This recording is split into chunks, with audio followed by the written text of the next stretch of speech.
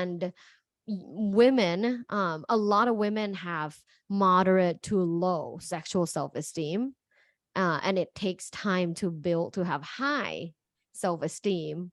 When you have higher self-esteem, you communicate what you want because you deserve pleasure.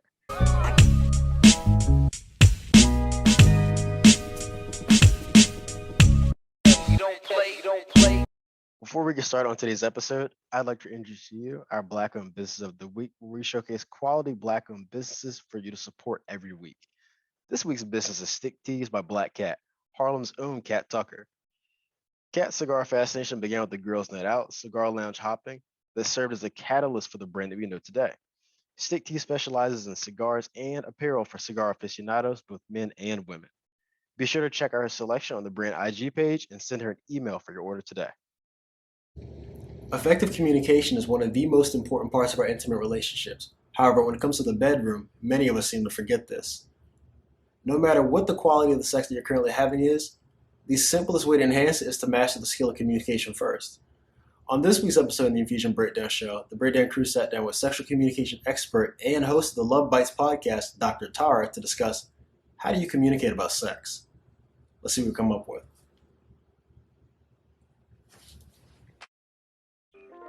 So the question we have for today, how do you communicate about sex? Comment below, let us know your opinion. Also, the guests for today's episode include Dr. Tara. Thanks again for joining us. I'm super excited for this. And so just per usual, I like to provide a little bit of background about the question that we're discussing. So this episode was brought on by a reflection that I had on an experience that I had with a woman. She was physically present, but I could tell something was off. And when I asked her, she didn't say anything was wrong. It wasn't until several weeks after that she told me that she didn't like the way that I was talking to her. Mm-hmm. And I wasn't calling her like a dirty slut or anything, I guess, too extreme. She might have liked that. She maybe she would have, but I'm just very direct about what I want. And she thought that as a consequence of that, I didn't care about her needs. And so after reflecting on this, I reframed it as a human reaching healthy limitations, as well as underscoring the importance of communication during sex. And I wanted to have a discussion on this topic to fill in the gaps of discourse relating to sex that I feel that there is, and how we talk about it with our partners. So I want to ask, first of all, why is it so difficult for us to talk about sex? Oof. Great question. I've been studying this for so long now, and the easiest answer is think about it this way. When we enter grade school, when we enter the school system, right, we were taught many different subjects. Yes. But the one thing that we were taught since we came of age was don't have sex, or that sex is taboo, or don't talk about sex. Or if you say like, mommy, like she has a vagina, or, like he has a penis, they go, shh, don't say that, right? You get slapped on the wrist when you talk about sex. So think of it this way. We're all whatever in our 20s, 30s. We are literally just 5 years old when it comes to sexual communication competence. We have no sexual communication competence because we were never taught in other shapes and forms, in any context, how to communicate when it comes to sex. We may have been taught slightly here and there how to communicate in business context, how to communicate in conflict, how to communicate even in a romantic relationship, but we were never ever taught, or this has never been talked about ever, how to communicate about sex. So I like to say this, even though it sounds unsettling, that when it comes to sexual communication competence, we're all 5 years old. So we have no skills. I would agree. A lot of it's trial and error. I think. Yes, it is. How we're educated about sex in general. So like my parents, they did to the best of their ability to try to teach me. But as you can imagine, it's kind of hard to talk to kids about that. So they had the educational material, like the videos, and try to sit and have discussions. But at a young age, like I was bashful. I didn't want to talk about that kind of stuff with my parents. So it was pretty much like me just trying to avoiding talking about that. And most of the education I got at a young age, like as a young teenager, came from obviously porn and other kids at school. And then it's trial and error. So as you you're get older. learning from like other 5-year-olds. Essentially. Well, not even 5 at that point. Right. So it's like I really want to highlight the fact that, just like you said, most people, when it comes to sex, we have a half-assed education, and Right. it's something that you have to be very deliberate and intentional about improving. Mm-hmm. Oh, 100%. I'm a big fan of those words, deliberate and intentional, because people just think like it's something easy to do because like, oh, we were meant to have sex. We're humans. And having sex is natural to us. Therefore, we should just be able to instinctively have good sex and talk about sex because it's what humans do. But now, like, there's so much evidence to know that actually a lot of people are not quote unquote good at sex at all. When they have like people rate in surveys, like, can you rate the competency of the lovers that you've had from 1 to 10? It is rarely in the upper scale, meaning like 8 to 10. It's rarely in the 8 to 10. Most people think they're hookups. And here I'm talking about hookups. So we'll talk about the differences between having sex in a relationship versus hookups in a minute. But when people rate hookups and casual sex encounters, it's never 8 to 10. Never. It's 7 and under. Like the great ones are 7, but like it's capped out. You're 7 max, right? The 8, 9, 10 is kind of reserved for a more intense connection that takes time to build. But it's interesting because we may assume we're so good at sex, right? But then at the end of the day, when people really think about it, like in retrospective, like how good was sex when last time you hooked up, they always say 5, 6. Like most of the times actually less than 5, but there's max of 7, which is interesting, right? Like, let me ask you guys, like, what's your relationship status? What are you up to? Single. Yeah, Brian, what's your relationship status? Oh, single. Yeah, he said single. I'm single too. Oh, okay. We're Single. Yeah, we're all in the single boat. What? There's just very attractive single young men. What's going on in Virginia? We exist. What's going on in I don't Virginia? know. No women in Virginia or what? No, there's definitely a woman here. Nah, Okay, Yeah. so you're single. Are you all in your 20s, 30s? 27. Late Okay. 20s. yeah, we're all 27. Okay, so late 20s. Just let's be honest here. What are you looking for a relationship, or you prefer casual sex? That's something that, so when I was putting the schedule together and talking about having this question, Josh and I think we're on the same page about our opinion towards this. So like in college, of course, like I feel like we all dabbled into some degree with casual sex, but it's not preferential just because of, for one, there's health concerns, obviously. Somebody you don't know that well, and like what you said, like the quality of it, it's better when you're more familiar with the person, you have a connection. So I mean, that's preferential, but it doesn't always happen that way. Okay. What Yeah, about you guys? Yeah, I like I said, Brian and I are definitely on the same page. I've never hooked up actually at all in college. Like if I was in college, I was with somebody I was like actually messing with. So you're like a serial monogamist. Yes, you're a serial monogamist. Yes.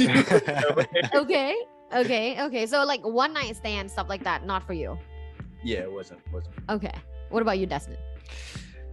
So I was also somebody that was in a relationship throughout college as well, but I'm the one out of the bunch that has a kid. So Okay. a lot of my interactions as of late within like the past 2-3 years have been casual sex, but as you said, it's always 7 or below. So I think for right now, it's not even, I think I'll speak indefinite. Right now, it's just more or less up in my brand, like making sure everything I have as far as like me as a man, because we actually had a talk about all this stuff, like what it means to be a father and things like that, what it means to be a man, and all of that being combined into one. And it's more or less me understanding like the spiritual connection that comes with sex, and like how you can take on other people's energies. Like I every time I would have casual sex, it would be like a week of depression. Oh no. Like just taking on like people's negative energies. And it's like That of was it that's is, okay. That was a snippet for Reels for Yeah. IG, so definitely put it on Instagram. yeah, and it's not like, you know, an attachment, or it could be maybe deep rooted, something that I haven't dived into, but like it would always just be like in the moment it's lustful, you know, Mhm, everything mhm. is Yeah, it's everything's hot, very high. heated. She's Yeah, sexy. yep. Yeah. And then after you bust a nut, it's like, I, Emptiness just yeah, crawls in. yep, In line with the rating that Dr. Tara just told us about 7 and under. yep. Sound about right? Every time she's Yeah. online, every time. Yeah. I would say, like, if you talk to someone that just had casual sex, like next time just for fun, right? Personal data collection. Ask them, can you, like, how was it from 1 to 10? I can almost guarantee, unless it's like an exception, which happens, right? Outliers happen. But I can guarantee most of the times people will say 7 and under. Because that's just the truth. I've had a lot of like hookups in college and even like in graduate school. I would say that all of them were 7 and under. So that's kind of, you know, the situation. But ever since I was with my current partner for a few years now, I would say I've had like the best sex of my life with this partner, but also is where I am in life, right? Because I also had a long-term partner in my 20s, like you guys. But at that time, I was also in my 20s. I wasn't this person. I wasn't communicating what I wanted. I wasn't, you know, I was a people pleaser. So I didn't want him to ever feel insecure if I suggest a different, like he does something differently when it comes to sex, right? Because I was afraid if I said like, oh, I don't like that at all. Like, I don't like the way you kiss, or like, I don't like the way you go down on me and you should do this. I was too afraid that it would hurt his feelings. And I had a people pleasing personality. So I just never spoke about it. So when I said sexual communication is difficult, it's difficult for both men and women, and we're all experience some kind of like anxiety. I'm not saying it's like crippling anxiety. For some it is, but it's like just like a feeling bubbling in your stomach, like ugh, like I don't want to talk about it, right? I don't want to mention it. So that's like what I had in my 20s, and with my long-term partners at those times, sex weren't amazing, and I don't blame them because I don't speak up, right? I know it wasn't good, but I didn't want to speak up. But now I'm speaking up, so I hope they would forgive me, because I'm now speaking up all the time about how my sex in my 20s were shitty, and they're like still my friends, and they're like, fuck Tara, fuck you. I'm just speaking truth now. I'm like living my truth, right? So now that I'm communicating, and with my current partner, I talk about sex all the time, so that it's like normal. So it's normalized, so we can both speak about sex anytime. It's really nice. Well, it helps that you're also in the field of specifically sexual communication. Yeah. So Josh and Des, I don't know if you had saw the podcast episode that I shared before with Dr. Tara, but that's actually her field of study. She's a professor and teaches about sexual communication specifically, and so that's why she's here. So I guess that all has obvious benefits to transfer into your personal intimate relationship as well. Oh yeah. I wanted to talk about some of the misconceptions that we've all had around sex and communication, or I mean either or, but there's a bridge in between the two. And there's one in mind that I have that comes directly from something you said on another episode. So if you don't say that, I'm going to ask you about that. But so what are some of the misconceptions about sex that you guys have encountered? Josh does. Misconceptions about sex or sexual communication? Just about sex, right? Sexual communication, sex is like Okay. I said, they're almost inseparable, I would argue. Right. I mean, I can go first. I think men thinking that their size should be bigger than what the average size actually is. Like, I think all young men are very concerned about their penis size. I think that's a misconception that like size is everything. Is that common in your practice? Yeah. And it's typically from young men consuming a lot of porn. Yeah. and it's like porn stars penis, right? It's like you're looking at your, you know, like when the majority of the people maybe have, you know, like Toyota, Honda, BMW, but you're looking at a Ferrari, right? And you think everyone has a Ferrari. You think everyone in the United States, in the world, have a Ferrari, when in fact everyone has, you know, Toyota, Honda, BMW, whatever, right? It's kind of like that. Like a lot of my, you know, students, like I teach in college, so my students are about 20, 21, 22 years old. When I ask them to write down, just point blank, like write down an average inch of a hard dick, how long do you think an average like hard dick is? And they will always write down something like 7, 7, 8, 7.5. Some people write 9. I'm like, what? When in fact, like the average American penis with an erection is 5 inches, right? And when in fact, you know, the G spot is literally only about 2 to 3 inches inside the vaginal wall. So we don't need 8 inches. And it's interesting how young men think that the bigger is better. When you know, when girls get together and they talk about it, they don't talk about it that way. When in fact, like one of my good friends, and I can't name names, like her partner has a 10-inch dick and they don't have sex. They can't have sex because she can't physically have penetrative sex with him.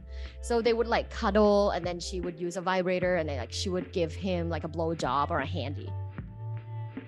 It's a struggle. Interesting. Josh, Des, what are some of the misconceptions that you guys have heard or encountered? My biggest misconception was the second half. It was never really about size. It was always about what's needed to please a woman. Like you think it's all about the stroke and like the tempo and things of that nature. Like position does matter, but it really does come down to what she was saying, like the G spot. Like, can you make a woman have an orgasm? Like you think it's more or less just about, if you want to say the aesthetic or the feel or whatever, or just getting yours, but it's really like more pleasing. How can you please both parties? That's really good. Interesting. I think I probably have to say I haven't really encountered that many misconceptions, but I would say the porn aspect is probably the biggest misconception. Looking at that and seeing that's how sex is supposed to be, and I think that goes back to what Brian said about us not really learning anything from our parents. We have to learn it ourselves, whether that's through porn or through our friends or something like that. So I think, yeah, porn is the biggest misconception I've encountered. Porn's always so intense too. Like, I mean, nowadays there's all kinds of porn. So I can't imagine being, you know, 16 and going on high-speed internet and you can literally get anything.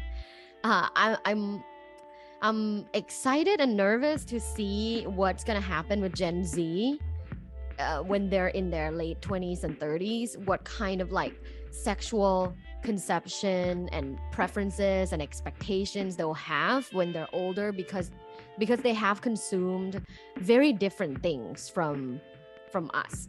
Like you guys, when you were kids, you didn't have like high-speed internet, right?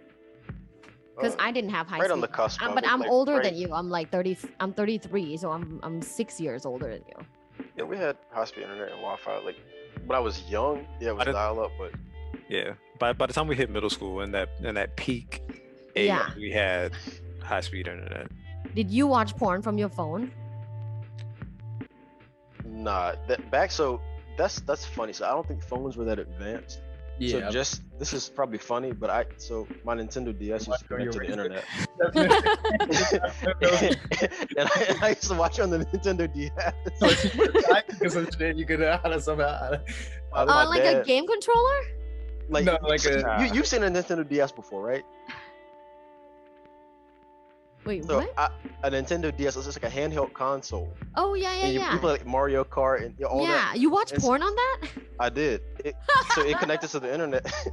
And my dad, I remember I fell asleep with it open or something like that, and he had found it. He took it for a little while. Then he gave it. Yeah, I mean, I didn't in high school. I didn't even have like a cell phone, like high speed internet and smartphone. I just had a regular cell phone, like a 3310 Nokia. You might not know it because you guys are 6 years younger than me, but it was like one of those you can like throw at a person's head and like hurt them and the phone would be fine. So we didn't have those. And so, which means when we were developing middle school, high school, we didn't have this at our fingertips. But think about now with how cheap high-speed internet is and how cheap just smartphones are. I mean, you can literally go into a store and walk out $0 and get a smartphone and then pay off monthly. All kids, middle school, high school, have smartphones. They can literally just go to a bathroom stall at school, watch porn and jerk off and be done within 5 minutes or less, right? So like it's instant gratification. What's gonna happen? You know? Like what's gonna happen? Yeah, I don't know. I'm a little concerned and excited to see. In the future, it would just be like all sexual encounters are like 5 minutes. As far as the misconceptions that I've encountered, so over the past, I say year, 2 years, I've been really diving deeper into like the education aspect of sex because I'm obsessed, borderline obsessed with improving everything about myself. Mm-hmm. But you know, a lot of that comes with reading and like I have books on it, and I'll actually shout out a few at the end. But so one of the common misconceptions is that you have that good sex is possible without communication. I feel like that's something that I've encountered from some women in particular. Like they felt like if you were talking during sex, it was, I'm not talking about like long dissertations or anything like that, but just like simple like commands and things like that. They would feel like that was too much, but they would be fine with talking about it afterwards. It's just like, so how do like I can't, you have to help me help you, and I have to help you help me. And so I read something in an article by another professor or therapist that's SET certified, and they were saying that your satisfaction is your responsibility. And I really like that. And I think in line with that, you had made a comment on a podcast that you were a guest on about the 70-30 ratio. Do you remember what I'm talking about? Yeah. Could you speak on that?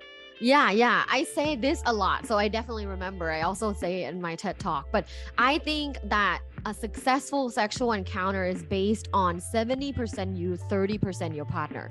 But you know, I'm not to say the partner is like not a big, it's still a big part. 30% is a big part.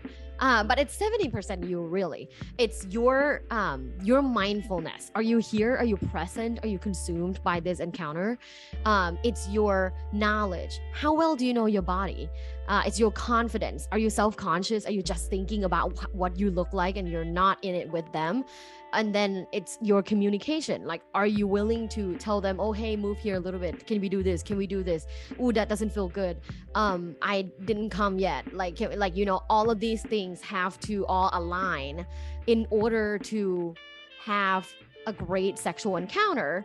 So yeah, 30% is still your partner. Like they still have to do their part. They still have to do their personal 70% part as well and bring their 30% to the encounter. But at the end of the day, it is 70% you, 30% your partner. And I always give this example. Let's say you have mad anxiety when it comes to sex. You have sexual anxiety. You don't know how to communicate. Let's say you're really introverted. You're a people pleaser. All kinds of things like pile up in your, you know, personality traits, and it just kind of work against you. And you have sex with this person who's supposed to be, let's say, like the number 1 sexual performer porn star in the world, right? Like by objective standard is really great at performing this task, sex penetration. And then you have sex with them, it will just turn out blah because you are experiencing anxiety. You are not communicating. You're not letting go. You're not moaning. You have stuck energy in your stomach. You're not audibly expressing your pleasure. You're thinking about your body. You're thinking about work. You're thinking about bills. So all these things affect the sexual encounter and how wonderful, pleasurable, and satisfying it is. Therefore, this amazing lover doesn't really matter when your 70% is not there. Right. And I could speak to the other side of that because that's something that I've experienced, in which, so the criteria that I used to judge how good sex was my partner's satisfaction, so how she felt, and oftentimes my own needs and desires took the back seat, and I guess that was the consequence of the types of relationships I was in which my other needs were also in the back, so that was directly in line with that. And so with that, when that happened, and like a lot of that was, I was in my head and not fully able to be immersed in the experience, and it was always subpar as a consequence of that. Oh yeah, definitely subpar if you're in your head, and I was there too, so I know exactly how that feels. Man, you said that it was difficult for people to talk about things earlier, about the fear of hurting individuals' feelings. I think it's interesting that people automatically assume that feedback is going to be hurtful. Like we aren't really taught how to deliver that. So what is your advice in terms of delivering that effective communication? Yes, love this question. First off, like, you have to know that someone has to communicate about sex, and you can be the courageous person that starts. Because whenever I have a person in my practice here in Los Angeles, or they DM me or email me, or like, I don't know, like, you know, I don't think they will want to talk about sex. Like, I already know if I say this, they will say this. But I'm like, yeah, but you know, someone has to start, right? Or just get a divorce then. Because if you're only defending me saying, oh, you should try say this, they're like, oh no, I already know what she's gonna say. How about this? No, I already know what she's gonna say. How about this? Oh no, I already know what she's gonna say. Well, if you're so convinced that your wife will give you no chance in all of this communication, perhaps there are other parts of your life that needs to be fixed. Because when it's like there's a sex issue, it's rarely about sex. It's about something else. But it manifests as a sex issue, right? But here's how you communicate about sex. And it's easy to remember. It's a shit sandwich. A poop sandwich. Positive, negative, positive. Positive, or not negative, feedback, change, and then positive. Positive, negative, positive. So start with, first off, I love when you finger me. Like, you're so good at fingering me, right? Up next. But like, I just feel like every time we start having sex, you rush through the foreplay, and I really need that time for my body to warm up and really get into the moment, so I can have an orgasm later on, and then ends with another positive. But then, like, I also know, like, you know, afterwards, like, you really like care about me. You ask me like, how was it? Like, you know, what else? What else should I do next time? So I really appreciate that. And like, here's how I'm thinking that, you know, next time we should do more foreplay. So it's like, great things, not so great things. That's like a work technique too. Like some supervisors use that, like positive, negative, positive feedback, like a work technique. So I like how you intertwine the work culture and put it like that communication from work and put it into sex culture. Yeah, so 100%. It is it's from business books. It's negotiation and conflict, right? How do you give feedback as a supervisor? Positive, negative, positive. And they now teach this to kindergarten students. I have college students at Cal State that are kindergarten teachers, and that's what they are told to teach their kids. So I think kids will grow up kind of know, here's how you give feedback: positive, negative, positive. Yeah. So same thing with sex, because sex is it's a vulnerable topic, but it's similar to work in some ways, right? Like when you're at work and you think you deliver like the best performance, but you really didn't. Like, how can the supervisor give you this feedback? So it's positive, negative, positive. Similarly, in a sexual situation, if you didn't touch me enough, you didn't give me like enough stimulation on my other parts of my body before penetration, how do I tell you that, right? So it's first like the things that you were really good at, and then like, here's what I want, and then here's another thing that you're really good at. Gosh, part of that discussion that we had before too, in preparation for this episode, you had meant, or maybe this was just during the discussion that we had that wasn't related to that, but you had mentioned about talking about preferences before sex, and that's something that I, in my personal life, I don't think that I've done a ton of, and I'm curious about how common was that until like, because that was really like when a light switch came on, because you're getting two individuals that know next to nothing about each other's preferences, whether it be like you guys get to know each other for years or weeks, however much, whatever time span you want to use. But when it comes to like your sexual preferences, you have cultural beliefs, as you said, like you're from Thailand, and so there's certain beliefs there. There's certain people maybe have religious beliefs, they have personal preferences, they have body insecurities, they have mental health conditions. Like it's just like it's the perfect storm when you're ignorant and going into something you don't know. And so Des, what is that something that you engaged in, like talking before? Yeah. Like I think it's like not right beforehand, but like build up, like sexual tension build up. It's definitely something that's been talked about, but I would say like in my 20s, no, like not my 20s, my early 20s, definitely not. It was just, you know, you just do it. The nakedness, yeah, like feeling the vulnerability and the nakedness of, and you know how the irony of that statement, but it's just like the vulnerability of like telling someone what they could do better when you're at like your most pure state per se. Like it's something that I never like thought to do. Yeah, it's interesting because I've done that probably since the first girl I had sex with. I probably have done that, like asked her like what is she liked and everything. Wow. Beforehand. So that was interesting. When you are an advanced man.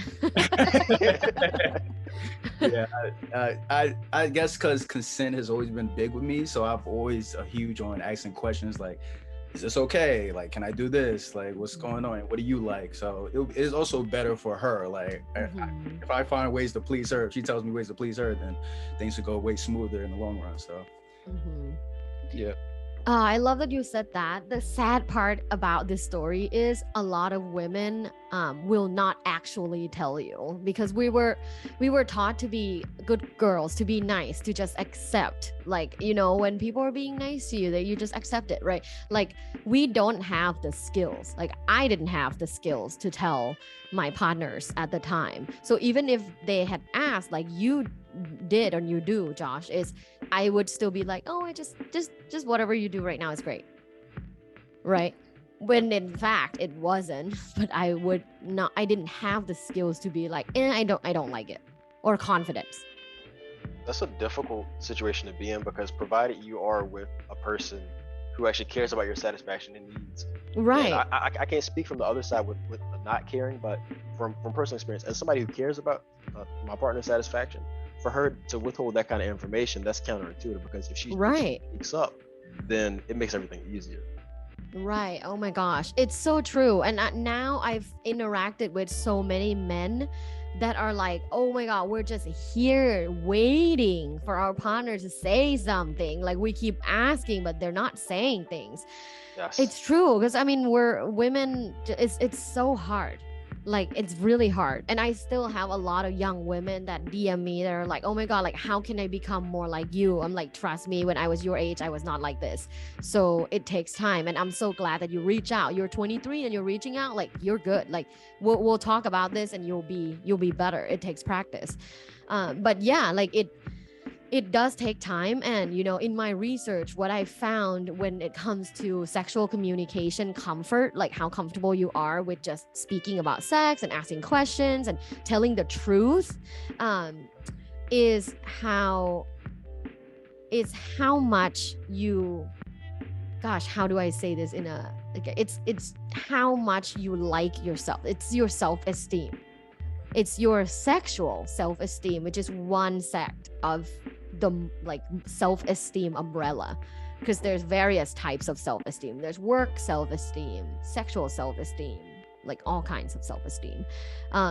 And women, a lot of women have moderate to low sexual self-esteem, and it takes time to build to have high self-esteem. When you have higher self-esteem, you communicate what you want because you deserve pleasure. You know your worth and you know you deserve pleasure. Every single time, it has to be a pleasurable experience, right? Now I can say this, but I couldn't say this before, because before it wasn't, I know my worth, I must have it, it must be pleasurable every single time. It was more like, what does he like? How can I make him happy? Right. So it goes back to self-esteem, and just like a lot of girls, especially nowadays with social media, they have moderate to lower self-esteem, and it's, you know, something, it's a work in progress. I have a question. So you mentioned self-esteem, and I was actually dealing with this girl, and when I'm pretty sure I was in college, of course. I don't remember what year I was in exactly. She was older than me, perfect. She did everything that I liked, basically. But she had low self-esteem, and but she could please me, like she was fine, and I could please her. But if she just wouldn't just be open with certain things. So I just wanted to ask, like, how would someone build their self-esteem? Like, could the partner help? Like, how would that work? Oh, that's a great question. And yes, the partner can totally help, but that person has to be willing to accept the help. Right. So it's kind of like a catch-22. But here's a simple answer to how can someone develop stronger self-esteem, like sexual self-esteem. It's through good experiences.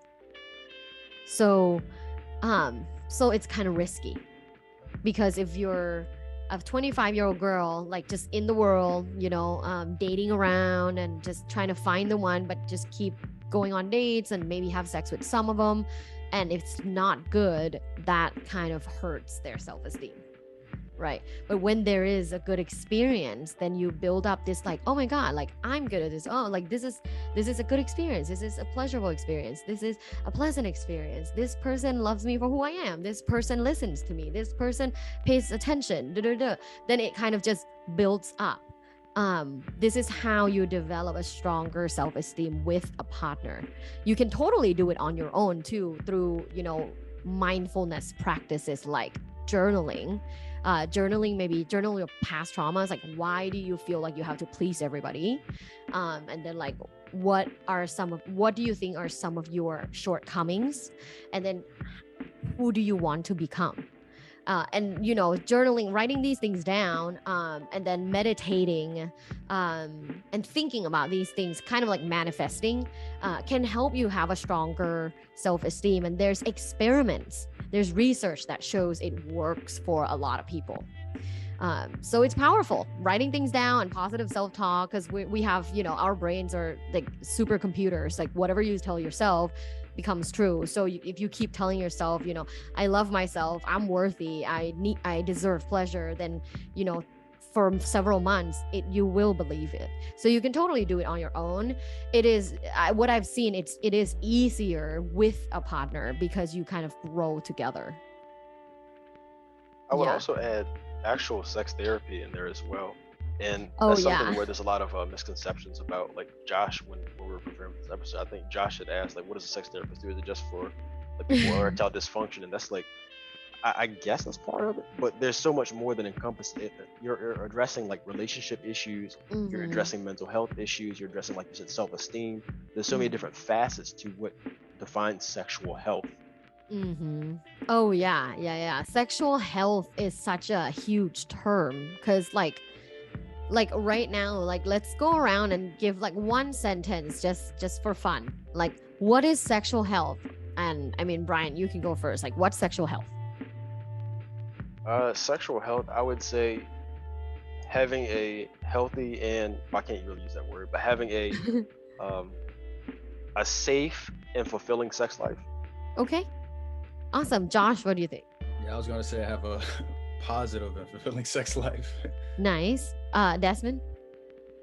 So say a sex life absent of any STDs, viruses, things of that nature. Okay. So yours more like medical. Yeah. And Brian and Josh, you're more like experience, right? The safe part is definitely It's definitely very I'm on board with important. that. You guys must have gotten like really good sex ed when it comes to like like STIs and STDs, right? Because you mentioned it a lot. A lot of people that don't get that kind of education, they forget about it. Did you have it in high school? Or did you all go to the same high school? We Nah. did it. Oh. No, we didn't all go to the same high school, but I remember taking like a sex ed class and everything like that. I don't think that made me more knowledgeable. Like, oh yeah, I know all I need to know in this class. It was just a class where kids were just joking around. Yeah. Oh, look, a Did they penis. show pictures? Age 47. Yeah. Oh, no, look at this. Oh, he has a penis on the wall. Childish shit. So yeah. Other Did than they that- show like pictures? Yeah, it was pictures. Yeah. So Text- it was like graphic, right? Yeah. They separated the boys and the girls, and they had the guys in interesting. high school, and they had us in the cafeteria of all places. Ironically. Where you eat. Yeah, exactly. And so they had a projector, and they put like these images on the wall of like what Like syphilis warts. and gonorrhea Yeah. and genital herpes. It was just the most vile thing you would want to see in that cafeteria setting. It wasn't during lunchtime, thankfully, but that's probably the most intense education we got.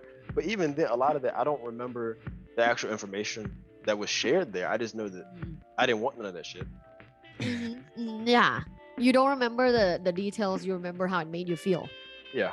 Mhm. Yeah. Any of you got like a sex ed or even like talks or a small class in high school, middle school about a healthy relationship? No. Nope. Right. Budget.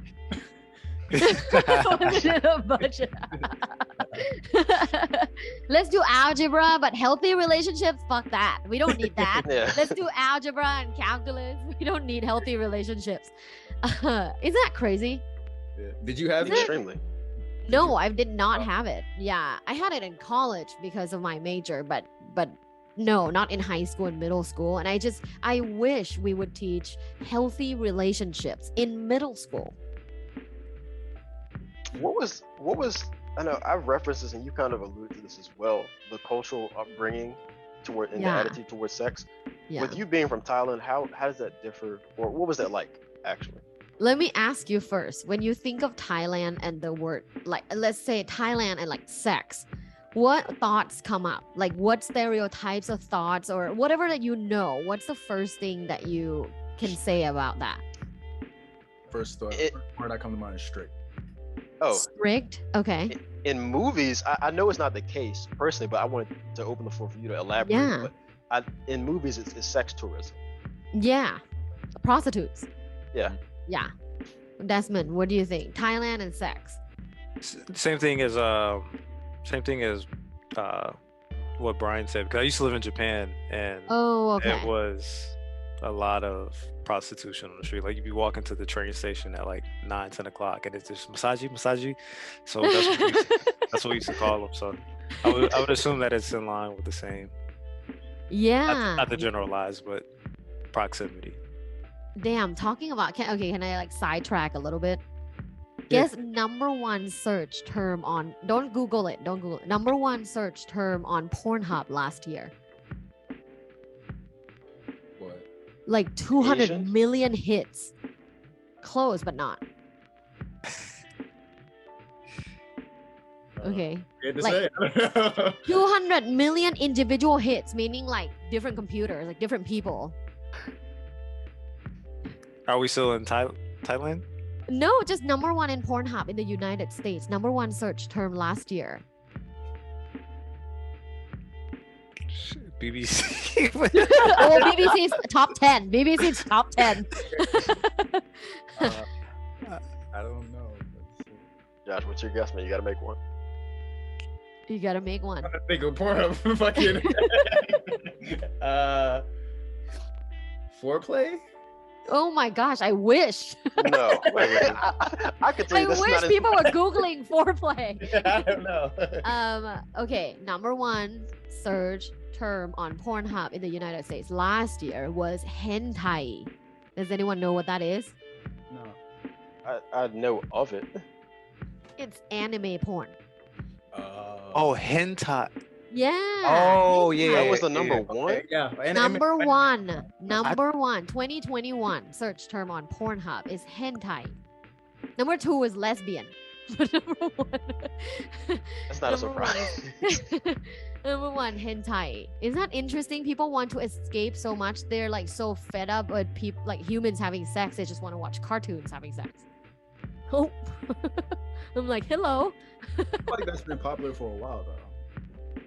Hasn't that? It has been, yeah, but it was never like number 1 search term. But I think with the popularity of anime, it's like on Netflix, on like Hulu. I think people are becoming more curious. But anyways, that was because Desmond used to live in Japan, so I wanted to say that because it's made in Japan. But the culture, so people typically think, oh my god, Thailand, that's like sex tourism, because when you watch what's that movie in America, like it's so popular, Hangover, they were in Thailand, and there were like a ton of sex workers, lady boys, and just like people like partying and having sex like all the time. Like sex is very easily accessible and like open. It is so far from the truth of people that live there that are Thai people. Thailand is so freaking strict. It's like it's one of the most like strict when it comes to sexuality. It's one of the most strict places in the world. I mean, not counting the Middle East, because I think that's the most strict.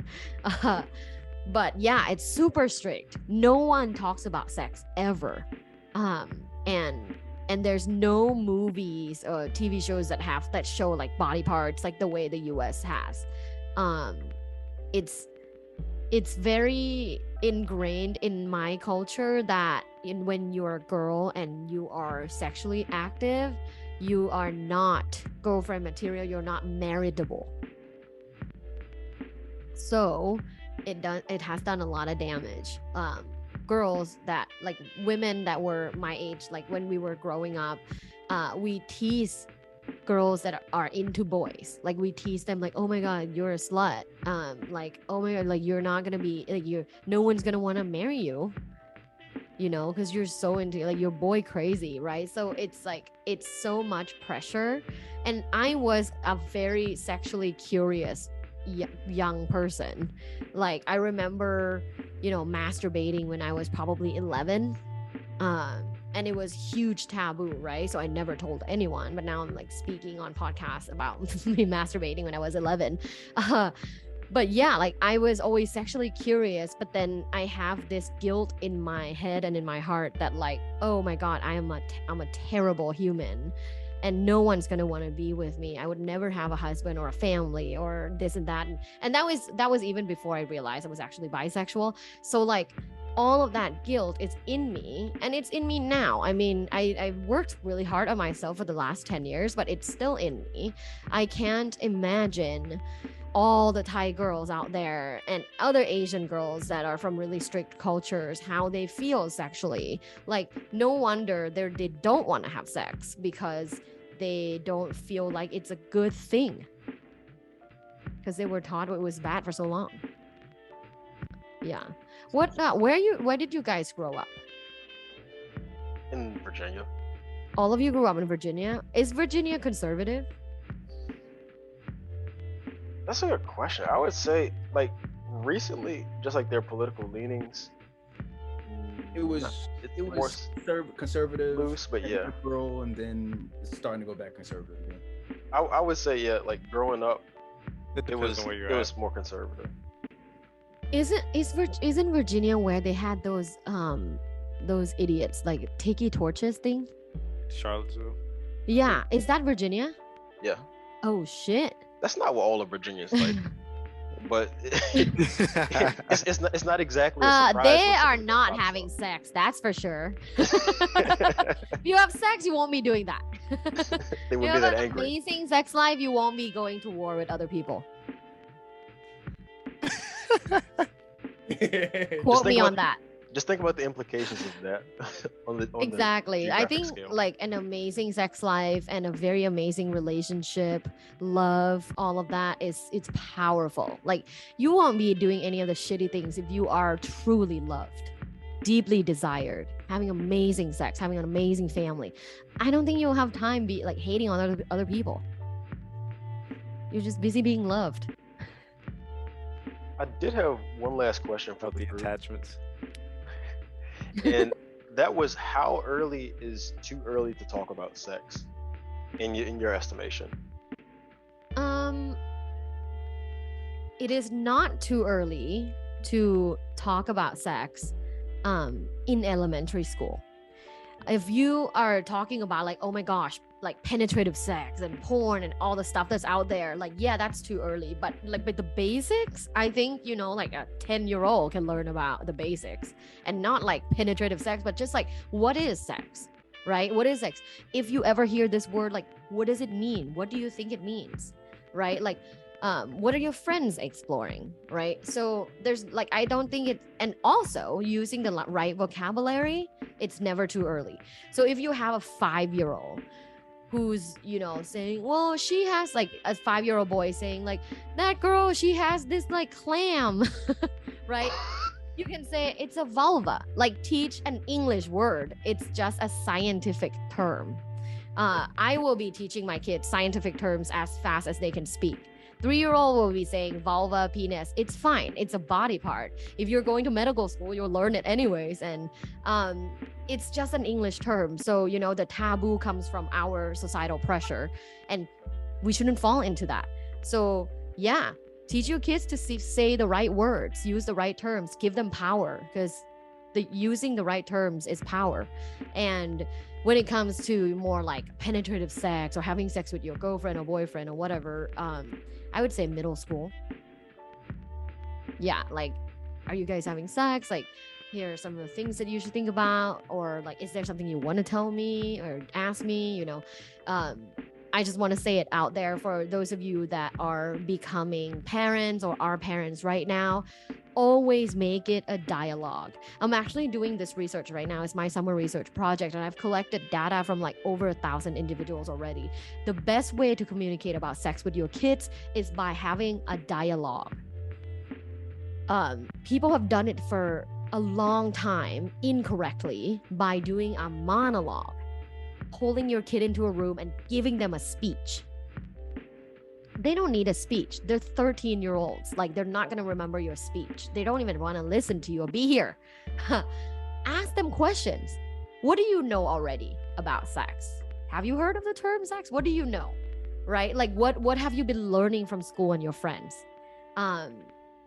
When you make it a dialogue, you validate your kids that whatever they have to say matters. That will in turn in the future allow them to tell you anything, because you validate them. If you don't ask them questions and you just tell them things, you assume position of authority and you assume they have nothing to offer, and that's very disempowering for children. They don't think that they're smart, they don't think they're capable, they don't think that they will go far or be successful, because their parents don't think that their opinion is worth anything. Now, what about in our intimate relationships? So I, as part of my intentional enlightenment about learning more and trying to perform better and be just better in general about everything, I'm open to talking about sex with a woman that I'm dating earlier. And it's like the content of the discussion changes over time. So like early on the first date, it's not like, I want to do this to you. No, it's not like, it's not crazy like that. But more so like if we happen to be talking about like maybe like an expectation, or maybe we might see something in the movie and we have a discussion about that, or like but what would you say is too early to have those kinds of discussions, as Josh or Des? I'm curious about your guys' take as well. Something you got more comfortable with over time? Whenever, bro. I'm gonna be honest with you. I think I don't look at it as on a basis of time. I look at it on the basis of energy. You'll know within the first couple of seconds or minutes of that interaction of where that potential relationship is gonna go. Like, people, it's I appreciate the concept of time, but time has dampened our like perspectives of the life we should be living and the type of things that we should be enjoying. Like, it's a time and a place. Like, well, when is that time and when is that place, and it's just when you feel like it. I agree. You could feel more strongly for someone who you've known for like a week per se, Yeah. and things could escalate in that way more so than somebody you've known for months. Yeah, you can start talk like, I love that. I'm gonna start using it now, Desmond. Like, it's based on energy. Because it's true. You can start talking, you can start talking to someone for like 3 to 5 minutes at a coffee shop, and you know right away that you can be asking them sex questions, because they just give off that energy, open-mindedness, mindfulness, like willing to learn, willing to exchange a dialogue, right? But then when you start talking to someone and they're like closed off, judgy, then you'll know that is not the person that you can talk about these things with. Like, can you have sex with them later? Hell yeah. But like, it's not the person that is going to be willing to have a conversation about sex. I think you'll know. I think based on the energy, you'll know that it's the kind of person that you can talk about sex with. In relative to time, I think first date is great. But again, it goes back to energy, right? You'll know if it's the right energy that, you can bring up sex topics. But first date, like, talk about sex. Let's talk about sex. It's great. It's a great like verbal foreplay too. Like, so what do you like? Like, tell me the one time that, sex was really great. How did that feel like?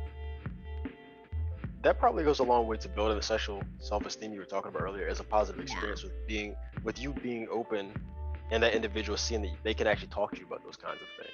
Yeah, 100%. And then talking about, self-esteem, like the easiest analogy. And I just watched the movie Hustle on Netflix. It was such a great movie. It was about like this basketball player. I don't know if it's a true story or not. And Adam Sandler was in it. But basically, think of sexual communication this way. If you like shoot like basketball every single time, right? The first like whatever day, week, you will miss a lot, because you're just not that good. But then if you keep doing it, then you get better, and then you feel more confident, you have higher self-esteem. So self-esteem is built over time through doing better and better. You mentioned talking to your kids about sex and everything like that. I was gonna ask everybody, did you guys ever get the talk from like your parents?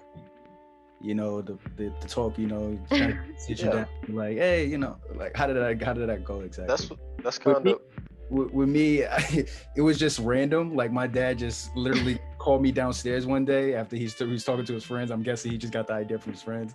Little does he know, I'm already having sex though. Like, he doesn't explain. He explains it like the way he explained. He was like, this is how you find the clitoris. That's basically what he told me. Like, wow. Okay, you do this, you do that, blah, blah, blah. I'm like, oh yeah, I know that already, Dad. But I'm like, yeah, okay, cool, bet.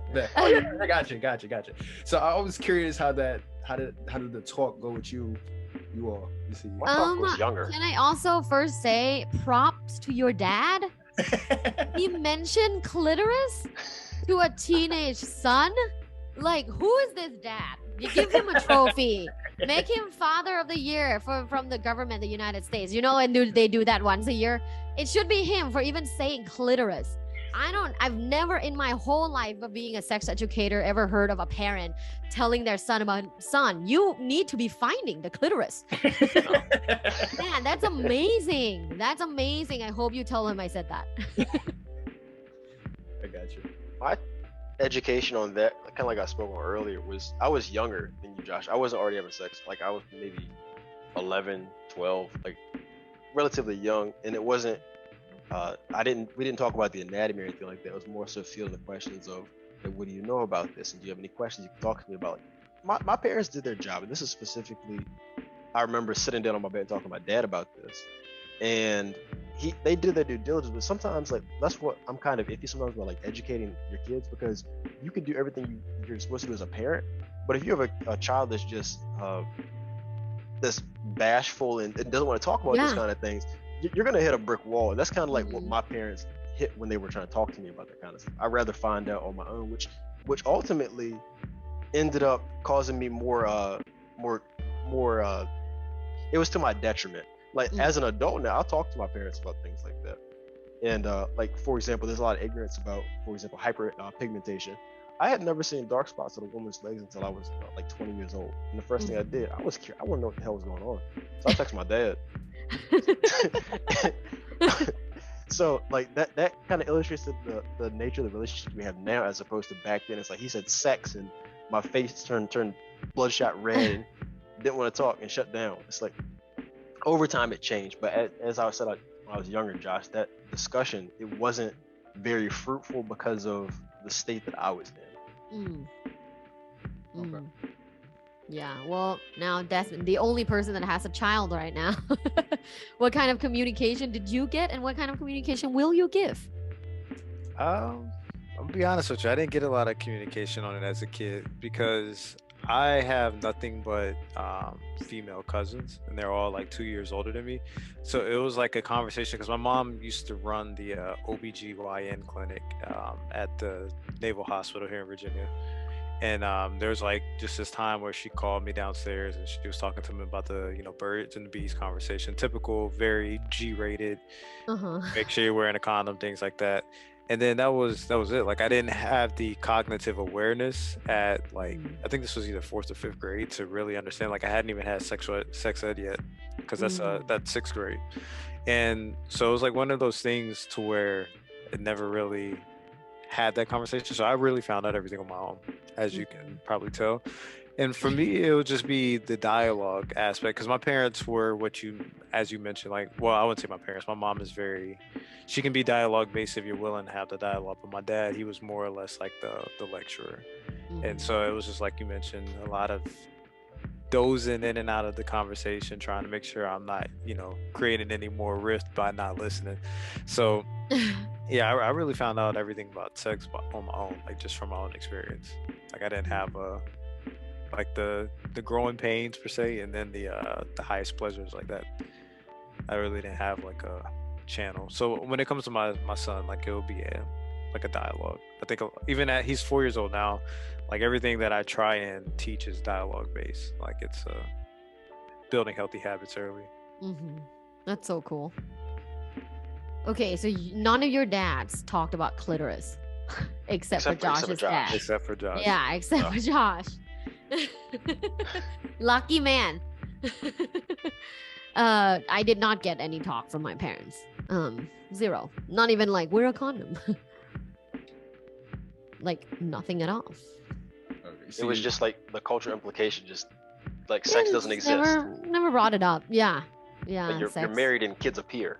Exactly. They never ever talked about it. So yeah, no communication about that. Okay. Interesting. Yeah, I wish my mom was like, here's your clitoris. Had to like figure out on my own with a bidet. Do you guys have a bidet? I feel like America doesn't use a bidet. I know what it is. It's a handheld, not the push button kinds in Japan. It's a handheld bidet. Yeah, I was gonna say the ones in Japan, they're push button. Yeah, those are the fancy bidet. This is I'm a jungle Asian. Thailand, it's less developed than Japan and Korea. It's a handheld bidet, and you just push the button. It's literally like those in your yard where you used to, like what is it called? Hose. Yeah. Except it's not that strong. Shit, I have no sensitivity. I was using that at 11, but it was a handheld one, and it's small. And I would just use that, and that's where I kind of learned like it felt good, and I learned that it was sexual, but I had no idea that it was a clitoris or what. And I was too young. Like we didn't have an internet when I grew up, because I'm 6 years older than you guys. Yeah, no internet. I feel like kids nowadays though, because even if you restrict them in accessing all these things, someone at school will have access to it and will show everyone else. So you might as well have them hear it from you rather than misinformation from the other young kids. Yeah, that's how it went for me. Yeah. Anything else you have, Brian? No. There's one thing I wanted to ask. It's probably like 15 minutes ago, but I've kept it at the forefront of my mind. With so for me, I'm a political science major, and one thing we have to study is European politics as well. from what I can remember, is the Europeans have like a more openness response to like nudity and I'm assuming sex as well. And I'm pretty sure this is a redundant question, but is our like Western influence as far as like how we view sex more of a detriment than it is in any other hemisphere or any other part of the world? I would say the most detrimental perception or view of sexuality is probably the Middle East. Yep. If we're talking about the world. However, the US is not that progressive when it comes to sexuality and sexual wellness. Comparing to Europeans, like you said, they're much more open-minded when it comes to bodies, like nudity, communicating about sex, communicating about body parts. It's as if it's like nothing. It's just a word. Right here, it's like, shh, don't say that. When you're young, there I feel like you can just kind of talk about it, scream it. It's much more common. But if you think of it this way, like America is so young. Like America is only a couple hundred years old. If you think of the Europe, like let's say Italians, right? Way back, like the Romans used to have orgies. You know, the Romans had orgies. People were naked, like in a lot of places. Women weren't like wearing tops, so their boobs can be out. All of that, it's multi-generational, intergenerational, even though it's like 2,000 years ago. But think about it, it's in the culture. It's in the culture. Like, you know, our ancestors had orgies. Like now we don't, man, we do, but like we don't do it in public like that. But it's just so much more like common and okay. Here, everything is constructed based on everyone that came here. Right. And I mean, there's so many history of like you were talking about history of how people came here. There's so many different ways. Some wanted to come here, some were forced to come here. But then all of these people, your ancestors, is that I'm not from here, but your ancestors, all of these people had to decide how they feel about sex, right? Because they didn't have the history prior. So they decided based on, and I mean, this is United States, Christianity. They decided based on Christianity. And of course, you can argue that there's many, what is the word? Many like groups of Christianity. What's denominations? Denominations. Yes, there are people that are more progressive. Let's talk about sex. Let's talk about healthy relationships. But there's also like really, really strict, really conservative, like the earth is flat and like, you know, women are just here for procreation kind of people too. And these are the people that built, you know, that were the first people in this country. So yeah, you guys, like America is conservative as shit when it comes to sex because it's based on those people. Those people came in and decided what's right, what's okay, versus Europeans. They had long history of people having sex.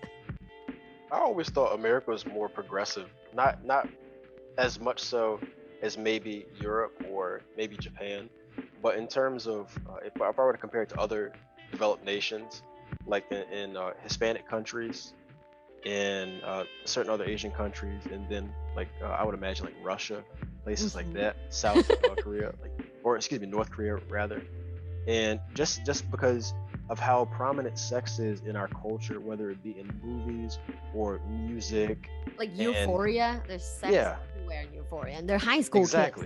Exactly. And so an American culture is global culture because a lot of what's popular here becomes popular elsewhere. Yeah. And so that's what led me to think that we were more progressive. But this is really interesting. I think it depends on where you're at. I'm in Los Angeles, it's pretty progressive. But damn, my friends that are professors in the South, they can't even mention reproductive system. You know, my friends that are professors in the like Bible Belt, they can't even talk about they can't talk about sex ever. You said professor, not like teacher in grade school. College, yeah, professor. They deny like the access to having a chapter about sex in their like relationship class.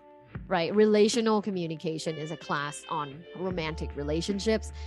They don't want you to teach that chapter on sex. So teach other things. How to deal with conflict, how to flirt, how to, not even how to flirt, how to initiate a relationship, but don't talk about sex. My advisor in my PhD program writes a bunch of textbooks, and one of the textbook is called Close Encounters, and it's about romantic relationships, and one of the chapters is on sex. And she said a lot of schools, a lot of universities will not adopt this textbook because it talks about sex vivid, like openly. So it's still very much a thing. It's perhaps not a thing in where we're at. I don't know about you guys though, but I'm in Los Angeles. It's pretty open. But I don't know, Virginia. Well, Los Angeles, that's where most porn takes place, right? Hollywood. Yeah. That's Yeah, not- and Hollywood, right? Like Hollywood makes all these movies. But you know, Los Angeles, there's pockets of very, very conservative people as well. And I'm not saying conservative as in like a political party, just people that are sexually conservative. You know, not okay with nudity, not okay with saying sex. I teach in Orange County. Orange County is different from Los Angeles. You know, even though right next to each other, Orange County is very conservative. Okay. Nice. You have anything else, Des?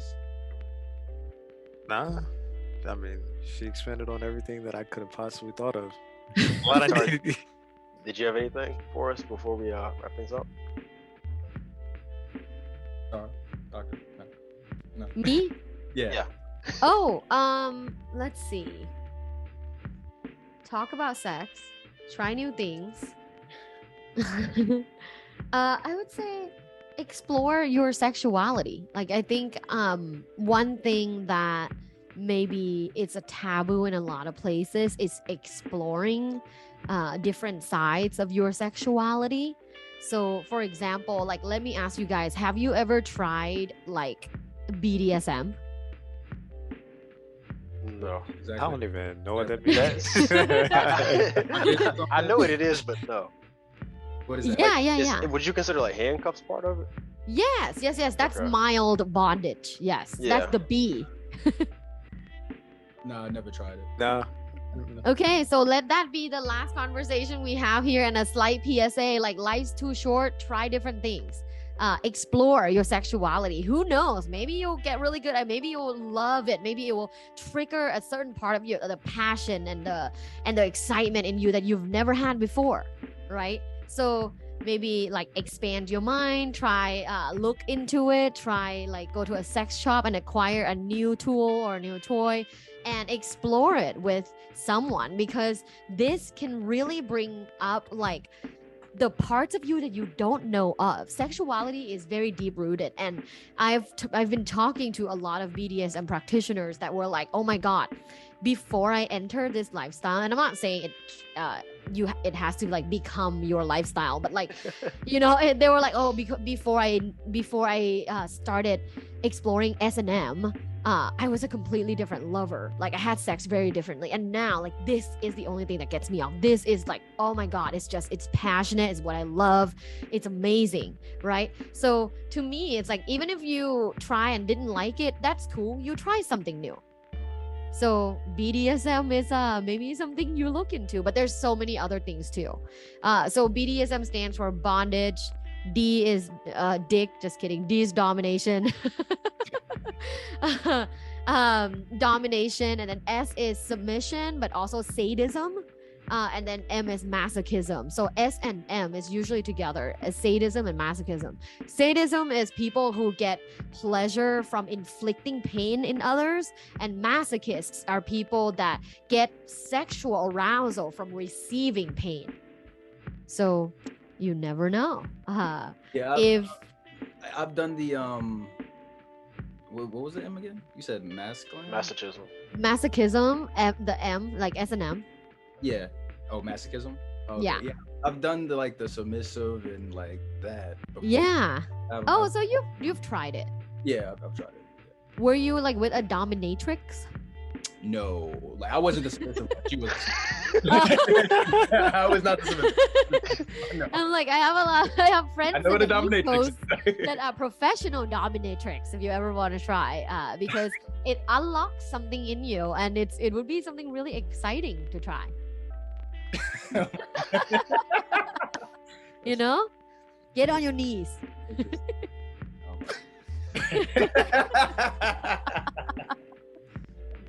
Yo, Des, your expressions are priceless. Because I'm reading it as she's like going down the list, and I'm like, That's funny. maybe in a couple years. Yeah. Maybe when I get out of this, like, I don't think it's by any means necessary. I don't think us three will have a problem with like trying new things. It's just about finding the right person. Yeah. Yeah. Yeah. Yeah. Well, if you ever come to Los Angeles, I'll take you to a sex club where you can try that.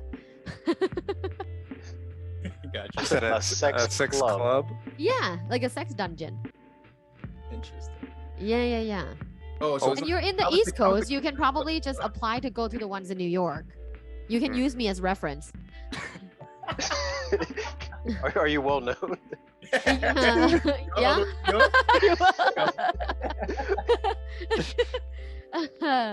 Am I well known? No, but you have to have a reference to get in. Yeah, and I'm a member, so I can be a reference. Okay. Yeah, not BDSM, like a sex club, just a sex dungeon, like where people have play parties and stuff like that. Interesting. Mm-hmm. See, Yeah, people think the Illuminati is the only secret society. it's a sex club. Yeah, that's the real secret society. Yeah, it's a sex club, but people don't always have penetrative sex. There's also like cuddle party where you get naked and you like drink champagne and cuddle. Yeah, there's also there's like handy party where you can just touch. You can't do penetrative sex or like show your genitals, but you can touch anywhere, like handy parties, hands. What's the that? Getting aroused without getting what you want. It's very powerful. Ease type thing. Yeah, these are some of the things that I'm saying about like exploring sexuality, because there's so many things out there, you know. I mean, next time you can even try playing something very, very minor, like showering with a sexual partner right after you're done having sex, showering and like, or before having sex, showering and like have them like pee on your feet, see how that feels. I'm good off that. Like I was with you when you said the shower, because I've done the shower thing. Yeah, the shower cuddle I'm not... and but hey, don't dismiss it yet. No, I'm sorry. I'm gonna have to dismiss it. There's a lot of things in the world you don't know. I didn't know that either until I had my partner, like he like pissed on my feet. I'm like, ooh, it's warm and the water is cold. His piss is warm and it feels like we're connecting. Like it feels like fun and dirty and exciting. Like, you know, it's something that I realized. So sexuality it's cool. There's so many things you can try. Sensory is really interesting. Try using sharp stuff on the body. I say blindfold and feathers, and I could all of that is definitely fun. Yeah, I could definitely see that one. Yeah, that's more reasonable. Yeah. Have you ever heard of I mean, this is the most outrageous fetish ever. The most outrageous fetish ever for me, at least, is coprophagia, which is getting sexual arousal from eating poop. Nah. It's a fetish. It's I shouldn't say common, but it's a fetish that exists. That there's lots of cases. Yeah, that's why people watch like Two Girls, One Cup. Oh, you're right. Yeah, they're turned on by shit. You know, they get sexual arousal, like guys like at home watching, you know, girls like pooping and they like jerk off. No. I'm not gonna lie. I thought I knew a little something about something. I don't know a damn thing. I am very. This was very educational. I feel like if you can think of it though, somebody has somebody's For into sure. something. There's a huge group of people that are into armpits, that like love smelling their like girl's armpit while they like, you know, play with the penis. There's there's all kinds of things, but I think the coprophagia fetish is to me the most like outrageous. Like, how can someone get an erection from like shit? They must not have kids. Right. They must have never changed the diaper or any. Yeah. So, okay, diaper. Okay, do you guys want to hear this court case? Like, murder case? Okay. A murder case? Yeah. Okay. Okay, this will be the last thing I say. This guy murdered his son because his son caught him like wearing like cross-dressing, like wearing like lingerie and like jerking off while eating shit from a diaper. So he was afraid that his son will go tell other people. Obviously, this person has mental illness, you know. Then he killed his son. This is a real case. Like, you can Google it. He murdered his son because he was too afraid that he will go tell other people. But now it's like out in the open because it's on the news. It's in the news. Wow. Yeah. All kinds of things. Yeah. On that note, before you go, anyone have like a fetish or something that like turns them on? Not that I'm cognitively aware of. Like, I for myself, I know that I wouldn't consider that like a fetish, but like being in control. Okay. Ooh, so maybe explore that. I have to a degree. Yeah. So that's BDSM, like domination, right? Like, wonder if you can explore that more, you know, have like a sex slave or something, like, you know, a sub, that like, you know, there's lots of people that practice this in like behind closed doors, but it's all fascinating because they feel like it's the one place that they can be not PC and just explore each other's like naked bodies as humans. What about you, Josh? Anything particularly turns you on? I don't think we can hear you, Josh. Can you hear me? Yeah, no. Yeah, I was going to say, I don't, good head. Like, I Good. don't particular fetish, like, anything like that. I don't really have a particular fetish, not that I can think of. Okay. Good head is good. I like that as well. What about you, Desmond? that I can like think of. Nothing. That's why I said I feel like I'm a novice now. Like, I haven't explored my sexuality to know outside of just the basic. Like, Yeah. You could always listen to Love Bites for inspiration. You can always listen to Love Bites. Listen to the one about sex clubs, then you'll learn something. It's right there, East Coast. It's very close to you. At the end of the podcast, we usually give a recommendation of the week. Des, do you have one, or do you want to extend it to I am flabbergasted, but I do have one. I have. Okay. So this month, for whatever reason, I decided to cancel a lot of my subscriptions. And no, this is not an ad. I decided to get a subscription with Audible, and I did get your Money Master the Game recommendation. Yes. Brian, but mine is actually we're going to take it back to one of the prior recommendations of the week. It's not the 4 agreements, but it's actually the 5 levels of attachment by Don Miguel Ruiz Jr. And it is on Audible. I don't know if you have to have a membership for this one because it's a free download, but Audible, I think it's $15.99 a month, and you get 1 free book a month, and then you can have access to the whole free catalog. So if you're like me, you don't have time to read actual paperback books anymore, Audible and the 5 levels of attachment is a very good read or listen. Love that. Des, if you don't mind, could I also offer a recommendation of the week? I think everybody off a recommendation of the week. Dr. Tara has exceeded all of our expectations, so I don't want to hear a recommendation from her as well. All right, so in line with this episode, this is perfect. So I read about everything, and sex being one of them. So this is absolutely recommended reading for Yes, men and women. She that comes is first. required. Yes, required, because there's a lot of ignorance even with women about their anatomy, and so it talks about the anatomy standpoint. It also talks about the perspectives.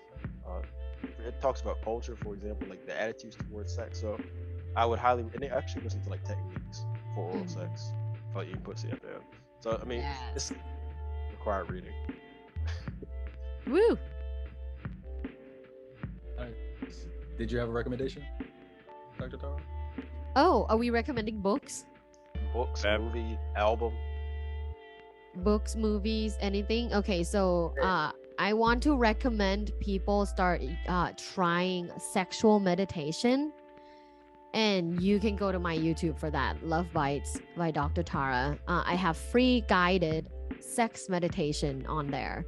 It's like a regular meditation practice, except it's about sex. So you'll be filled with sexual thoughts, imagination, and sensories in your body. And there's a 5-minute one and a 10-minute one. So whatever suits you, it's amazing. There's scientific research that shows sex meditation improves sexual functioning in both men and women. Nice. Mhm. There you go. Are you into like chakras? I am. Yeah. So is that the solar plexus chakra? That's where you're. Sacral. Sacral chakra. Yep. Yeah. Sacral. Is that like through the meditation, through your sexual meditation? Is that one of the practices that 100%. Yeah. It's activating your sacral chakra. Sacral, Yeah. Yeah. Feeling very sensual and sexual. Yeah. Nice. All right, be sure to check it out. I want to thank Dr. Tara for coming up with this informative guest podcast. Informative. Definitely, I think we all learned something. Be sure to come back anytime. You're part of the Infusion Breakdown family, as always. Thank you. And thank you. But we're going to see you guys next week. Peace. Yes. Thank you. Bye.